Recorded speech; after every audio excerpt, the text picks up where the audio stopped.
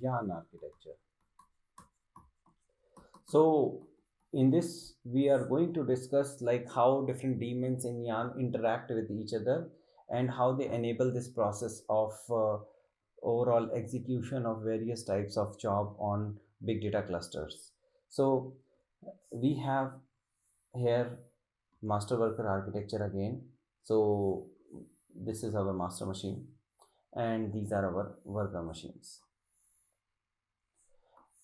Right now if you see, like there are so many like workers that I have indicated, and these workers are already running HDFS. So this is how it is right now. So I'm running Yarn on HDFS. So that's why I will be showing you HDFS daemons also.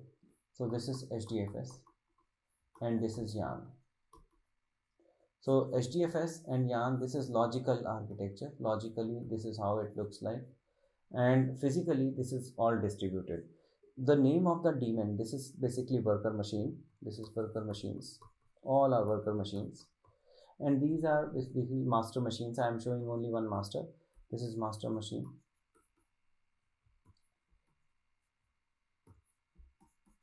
master machine. Now these worker machines, master machines, they interact with each other. This is another master machine,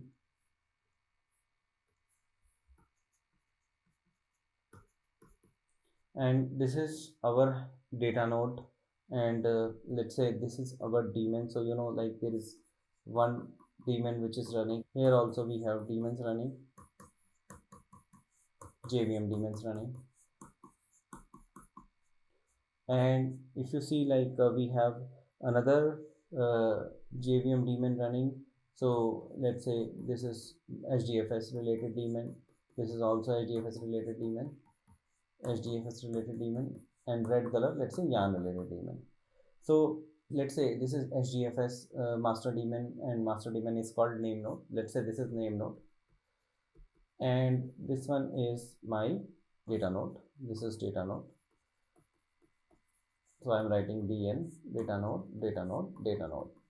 Now these data nodes are sending heartbeat to name node. They are communicating with each other.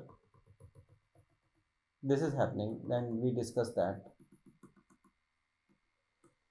So this is another channel which is basically like data node is sending heartbeat to name node. Now this process is going on.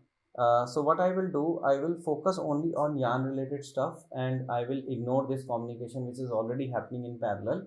So my focus would be largely on Yarn. So that's why I will be ignoring this particular communication. So let me revert it and let me clean it up a bit so that we just focus on the Yarn related stuff. So I'm just cleaning it up. So this is fine. Like we got an idea that there is a parallel communication happening between data node and name node.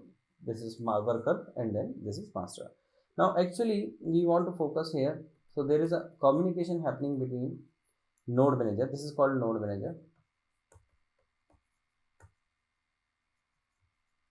and this node manager is sending heartbeat like this to its master. So this is sending heartbeat to master. So heartbeat has this information like how many cores have been utilized, like how much RAM is available or memory is available. So that kind of information. This master is named as resource manager. So this is my resource manager, which is master of Yarn. Now when you are having a resource manager, node manager, and node manager is sending heartbeat to master resource manager, so there is a like overall process of resource allocation, resource scheduling happening in the cluster. So how does it work actually? Let's assume this communication is already there, like node manager and resource manager already sending heartbeat and monitoring is happening. If there is any failure, then it will take care of that also. So that is taken care. But let's say our client comes and client says that I want to submit a job. So let's say step number one is, this is the client and client submits a job.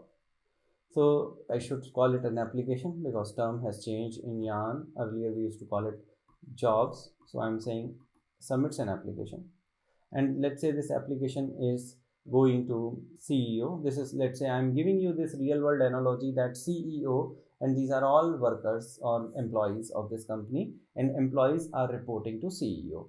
So I will write down here this analogy. This is our CEO, and these are all our employee. This is employee, another employee, another employee. So like that we have another employee. So different employees are here. So client will submit the project. Let's say this is a project which is going to CEO, and CEO will basically determine where to run the application master, who is a project manager. So in the previous architectures like MapReduce version 1, our master machine, a master daemon was, which was job tracker, was doing all the hard work. So it was basically running or tracking all the jobs. It was even doing client level reporting and many other things. But here in Yarn, CEO will delegate it to project manager. It will not start doing the work on its own. So once like CEO validates that client is fine, client is authentic and allowed to submit on the cluster through security, like through Kerberos and many other integrations, it will be able to find this thing, and then it will basically be delegating it to one of the workers. So what will happen? So it will basically ask one of the workers, because every worker is sending the availability. So it will get to know, okay, so who is available and how much bandwidth we are having in each of these machines, because every heartbeat is having this information, like how many cores and how much RAM is available.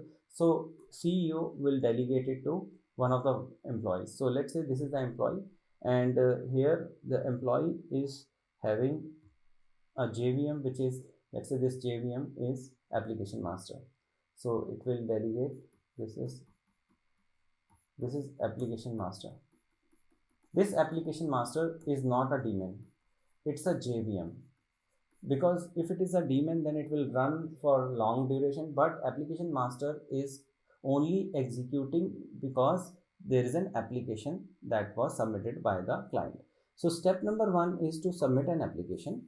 Step number 2 is to allocate resources for application master and instantiate it. So I'm just skipping couple of minor steps here, but understand this step number 2 is high level, very high level, that this is step number 2, and step number 2 is to actually create this application master daemon. Now application master is like a project manager. So I'm writing the analogy here because any employee can become a project manager. So this project manager will manage this particular project for this client. So this application master will also start communicating with the client directly. So step number 3 is also like start communicating, but before it start communicating, it has to get some resources for the project to execute. So what it will do, application master will do, application master will goes out to name node. This is step number 3. Step number 3 is to reach out to HR. So you can say name node is like HR, and this has metadata, and metadata, for example, what is metadata? Metadata, and metadata is like block locations. So block locations are stored in a name node.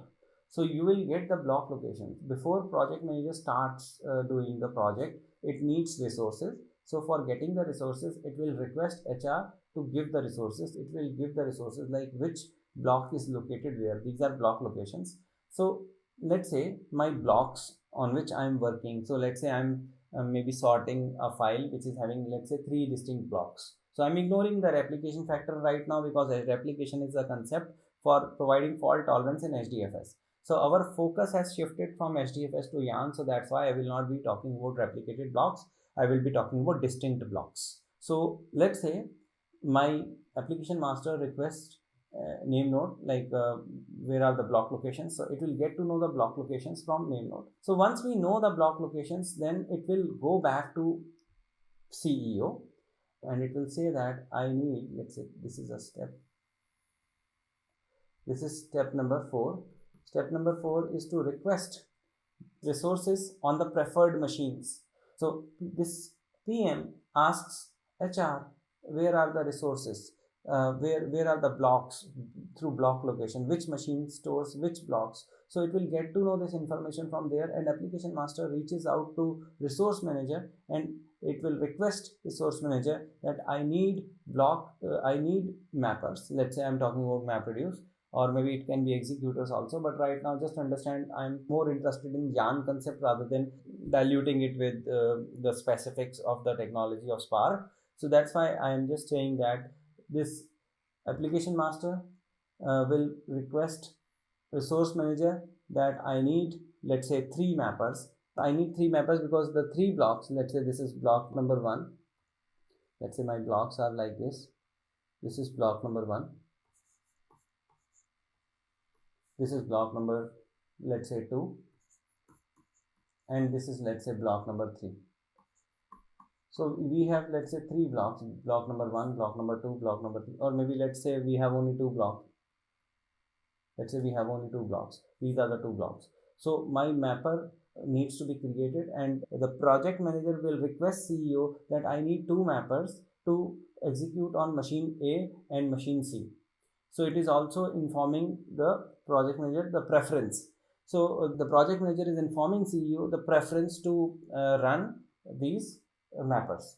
Now CEO may accept the request, may not accept the request depending on the availability of resources. Let's say it accepted the request and we got 2 mappers here, and these 2 mappers are actually like this. These are, let's say, mapper. This is a mapper.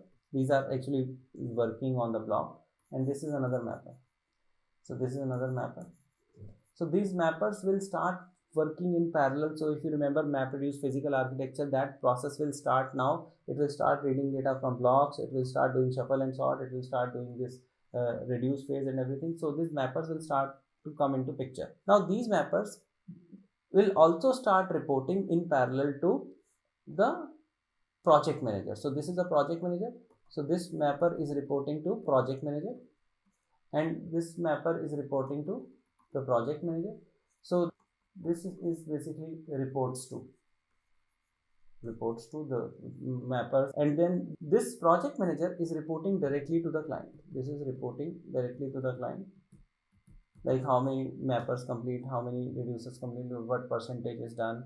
So it is reporting directly to the client. Now this process started, mapper will finish, and then it will require reducer. The mapper will go back to CEO that I need reducer. In case of reducer, we don't have any principle of data locality, so you can just request reducer like that. Then it will allocate the reducers on the cluster, and it will start like working on the reduce phase. Once reduce phase is over, then resources are released from the cluster, and it is communicated to the resource manager that I am done with the mappers as well as reducers are done. Then resource manager will do the cleanup activity. It will remove the application master also. So application master lifespan is actually very transient.